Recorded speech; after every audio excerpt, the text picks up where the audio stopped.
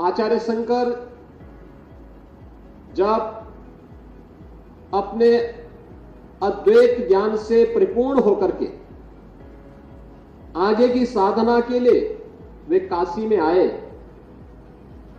तो काशी में साक्षात भगवान विश्वनाथ ने उनकी परीक्षा लेनी चाहिए। और उन्होंने इस बात को देखा कि प्रातः काल जब ब्रह्म मुहूर्त में आदि शंकर गंगा स्नान के लिए जा रहे होते हैं, तो वह सबसे अछूत कही जाने वाली एक सामान्य व्यक्ति के रूप में वह उनके मार्ग के सामने खड़े हो जाते हैं।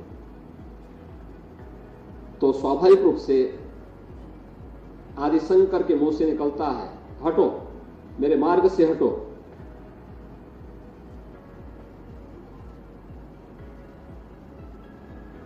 तो सामने से जो चंडाल होता है वह एक प्रश्न पूछता है कि आप तो अपने आप को अद्वैत ज्ञान के मर्मज्ञ मानते हैं, आप किसको हटाना चाहते हैं? आपका ज्ञान क्या इस भौतिक काया को देख रही है, इस भौतिक काया के अंदर बसे हुए ब्रह्म को देख रही है? अगर ब्रह्म सत्य है तो जो ब्रह्म आपके अंदर है वही मेरे अंदर भी है। और इस ब्रह्म सत्य को जान करके अगर आप इस ब्रह्म को ठुकरा रहे हैं तो इसका मतलब आपका ये ज्ञान सत्य नहीं है। तो उन्होंने, वही भौचक थे, एक चंडाल के मुंह से इस प्रकार की बात। उन्होंने कहा कि आप कौन हैं, मैं जानना चाहता हूं। उन्होंने कहा कि जिस ज्ञान व्यापी की साधना के लिए, दुर्भाग्य से वो ज्ञान व्यापी आज लोग उसको दूसरे शब्दों में मस्जिद कहते हैं, लेकिन वो ज्ञान व्यापी साक्षात विश्वनाथ ही है।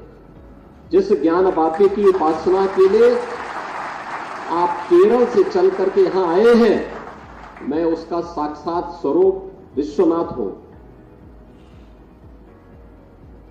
तो वह उनके सामने नतमस्तक होते हैं और उन्हें इस बात का पश्चाताप होता है कि नहीं, ये जो भौतिक अस्पृश्यता है यह न केवल साधना के मार्ग का सबसे बड़ी बाधा है, बल्कि राष्ट्रीय एकता और अखंडता की भी सबसे बड़ी बाधा है। और इस बड़ी बाधा को अगर हमारे समाज ने समझा होता तो देश कभी गुलाम नहीं होता।